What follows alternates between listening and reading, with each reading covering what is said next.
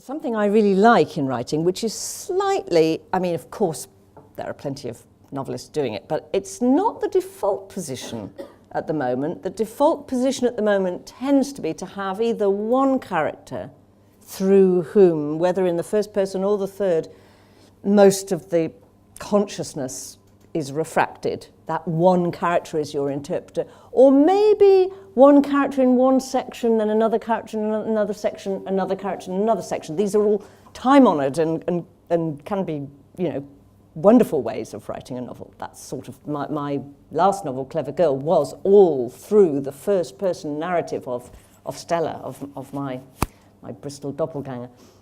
But I wanted to do something really unlike in this one, and I like that rather old-fashioned thing of being inside one character's head in one sentence and then shifting to another character's head in the next and another character shortly afterwards. And in the end, of course, there's no reason why not. You are God.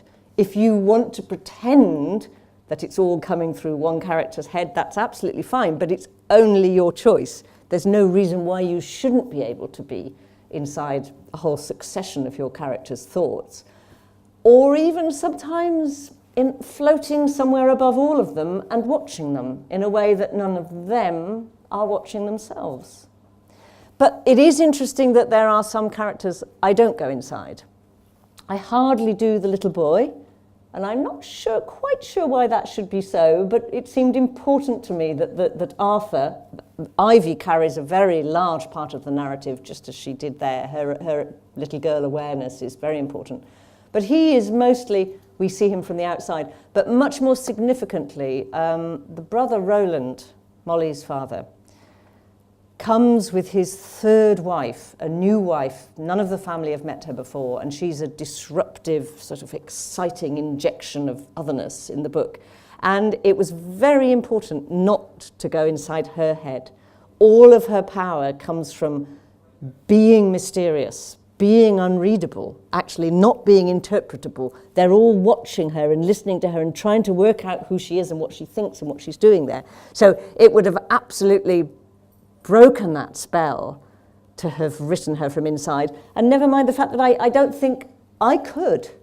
I was in the position of my characters. I was watching her and seeing her and studying her, but actually I don't think I had it in me to render her inner life.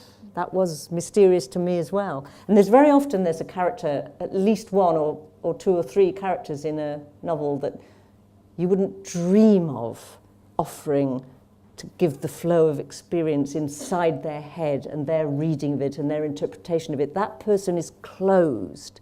And very often that person who's closed can be immensely effective inside your novel. They will be a sort of like a battery with power in it to alter other characters and alter other people. But part of their power depends on not having access to what their thoughts are.